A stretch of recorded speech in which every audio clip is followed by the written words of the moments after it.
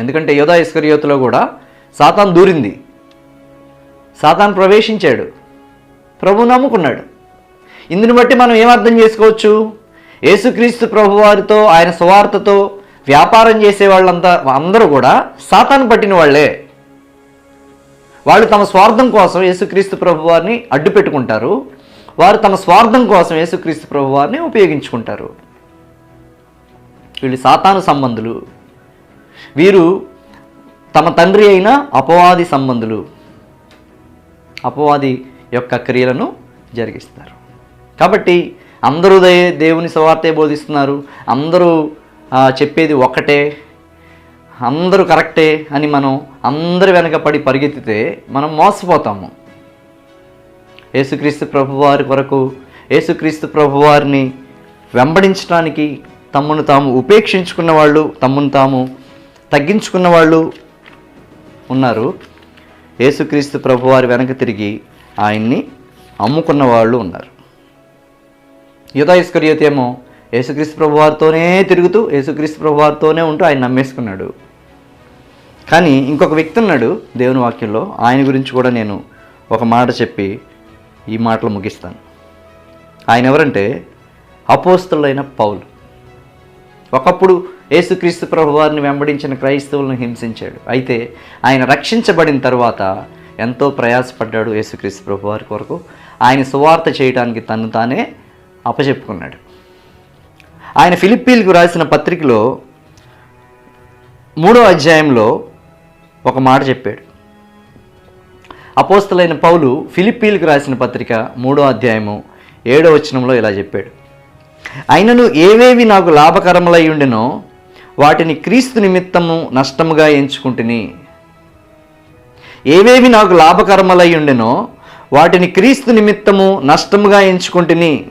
నిశ్చయముగా నా ప్రభు అయిన యేసుక్రీస్తును గూర్చిన అతి శ్రేష్టమైన జ్ఞానము నిమిత్తమై సమస్తమును నష్టముగా ఎంచుకొనుచున్నాను, క్రీస్తును సంపాదించుకుని. తర్వాత మీరు ఆ కంటిన్యూషన్ చదువుకోండి. ఫిలిప్పీ 3 క్రీస్తును సంపాదించుకొని అంటున్నాడు. నేను క్రీస్తుని సంపాదించుకున్నాను, నేను క్రీస్తుని సంపాదించుకోవాలనుకుంటున్నాను. క్రీస్తుని నేను సంపాదించుకునే మార్గంలో ఏవేవి నాకు లాభాలుగా కనపడుతున్నాయో వాటన్నిటిని నేను నష్టంగా ఎంచుకుంటున్నాను. నాకు అవన్నీ అక్కర్లేదు, నాకు క్రీస్తు కావాలి అంటున్నాడు. క్రీస్తుని సంపాదించుకునుట. 2 రకాల ప్రజల్ని మనం అప్పుడు చూడొచ్చు, బైబిల్లో ఇప్పుడు కూడా చూడొచ్చు. క్రీస్తుని సంపాదించుకున్నట్టు కొరకు తమకున్నదాన్ని కూడా విడిచిపెట్టుకొని త్యాగంతో ముందుకు పరిగెత్తేవాళ్ళు, నిజంగా యేసుక్రీస్తుని ప్రేమించిన వాళ్ళు, ఆయన సువార్తను అంగీకరించిన వాళ్ళు. క్రీస్తుని అడ్డం పెట్టుకుని డబ్బు సంపాదించుకుంటూ ఆయన పేరును వాడుకుంటూ, ఆయన వాక్యాన్ని వాడుకుంటూ ఆయనతో వ్యాపారం చేసేవాళ్ళు. ఈ 2 రకాల ప్రజలు ఇప్పుడున్నారు. తప్పకుండా మనం వెంబడిస్తున్న ప్రజలు ఎలాంటి వాళ్ళు, మనం వెంబడిస్తున్న సేవకులు ఎలాంటి వాళ్ళు మనం పరీక్షించి చూడాలి. వ్యాపారస్తులకు చాలా దూరంగా మనం ఉండాలి. వారు మందను కనికరింపరు. వారు గొర్రె వేషం ధరించుకున్న, గొర్రె చర్మము ధరించుకున్న క్రూరమైన తోడేళ్ళు. ఇలాంటి తోడేళ్ళు చాలా ఉన్నాయి. యేసుక్రీస్తు ప్రభువారి నామాన్ని, యేసుక్రీస్తు ప్రభువారి వాక్యాన్ని, యేసుక్రీస్తు ప్రభువారి యొక్క సువార్తను అడ్డం పెట్టుకొని భయంకరమైన వ్యాపారం జరిగిస్తున్నారు ఈ భూమి మీద, ప్రపంచంలో. ఇలాంటి వారి కొరకు భయంకరమైన నిత్య నరకాగ్ని సిద్ధపరచబడింది. వారి నాశనము కునికి నిద్రపోదు అని దేవుని వాక్యంలో ఉంది. కాబట్టి యేసుక్రీస్తు ప్రభువారిని యోధా ఇస్కరియోతు అమ్ముకున్నాడు. అపోస్తలుడైన పౌలు యేసుక్రీస్తు ప్రభువుని సంపాదించుకున్నాడు. తనకేమేమి లాభకరములై ఉన్నాయో వాటన్నిటినీ నష్టంగా ఎంచుకొని వాటిని పెంటతో సమానంగా చేసుకున్నాడు. నిజంగా ప్రభువుని ప్రేమిస్తే, ప్రభు యొక్క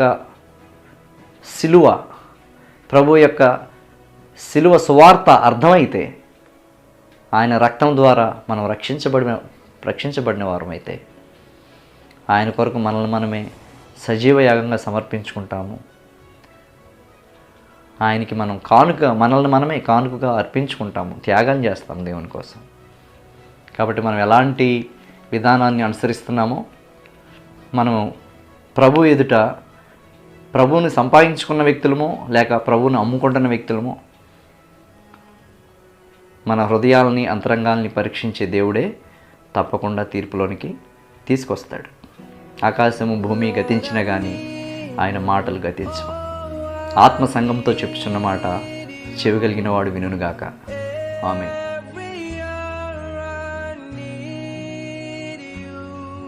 my one defense.